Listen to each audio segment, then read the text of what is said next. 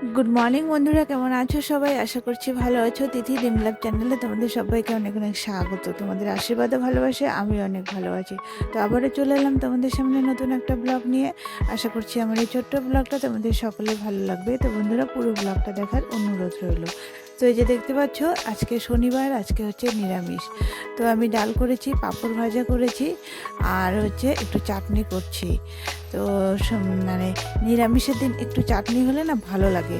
আর এই যে আমটা, মানে এর আগের ব্লগে আমি তোমাদের দেখিয়েছিলাম যে আমার হাজব্যান্ডের কাজে থেকে আসার সময় একটা আম গাছ থেকে পেড়ে এনেছে। সেই আমটাই ছিল এতদিন, বুঝছো? তো আমটা আমি রেখে দিয়েছিলাম, তো আজকে ভাবলাম একটু চাটনি করি। তো এই যে তাই চাটনিটা করছি।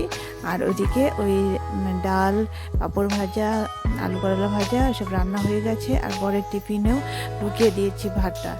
তো চলো।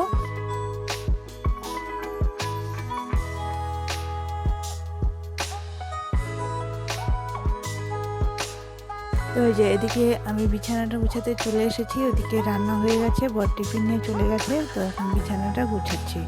আর হ্যাঁ, সকালে আমি কিছু জামা কাপড়ও ধুয়েছিলাম, বুঝেছো? তো এত মানে রোদের টেম্পারেচার কি বলবো, 40 ডিগ্রি চলছে আমাদের এখানে এখন।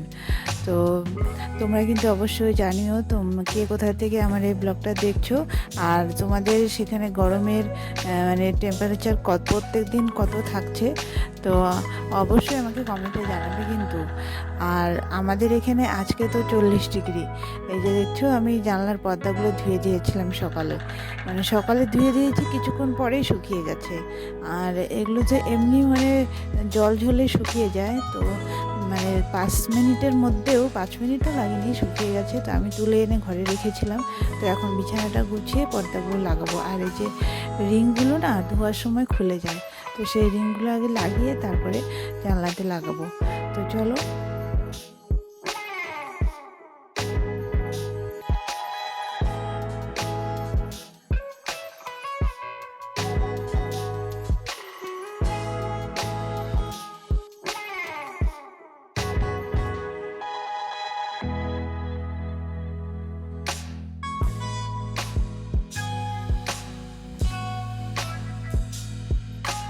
তো এই যে আমি এখন রাত্রি বাজে 10টা, আমি রান্নাঘরে চলে এসেছি। মানে সারাটা দিন জানো তো, মানে বেশি ব্লগ আমি শ্যুট করতে পারিনি আজকে। কারণ মানে বললাম তোমাদের 40 ডিগ্রি মানে তাপমাত্রা ছিল আমাদের এখানে। তো যাই হোক, এত গরমের মধ্যে মানে কিচ্ছু ভালো লাগছে না, শুধু বসে থাকছি। আর কি করব কি না করব মানে বুঝতে পারছি না। মাথাটা খারাপ হয়ে যাচ্ছে গরমে, আর এদিকে ছেলেও গরমে ছটফট করছে। তো যাই হোক, রাত্রে যে বর ফোন করে বললো রুটি খাবে, ও আসার সময় তরকা নিয়ে এসেছে। তো মানে গ্যাসের সামনে তো মানে আসার আগে ভয় লেগে যাচ্ছে যে গ্যাসের সামনে গিয়ে রান্না করতে হবে। আর আরও মানে এদিকে বাইরের টেম্পারেচার, আর এদিকে গ্যাসের আগুনের টেম্পারেচার আরও মানে দ্বিগুণ হয়ে যাচ্ছে মানে গরমটা। তো যাই হোক, করতে তো হবে। তো এই যে ফটাফট আমি কয়েকটা রুটি করে দিচ্ছি। তো আজকে রাত্রে এই যে রুটি আর তড়কা। তো চলো, আজকের ব্লগটা এই পর্যন্ত। সবাই ভালো থেকো, সুস্থ থেকো, দেখা হচ্ছে আবারও নতুন একটা ব্লগ নিয়ে। টাটা।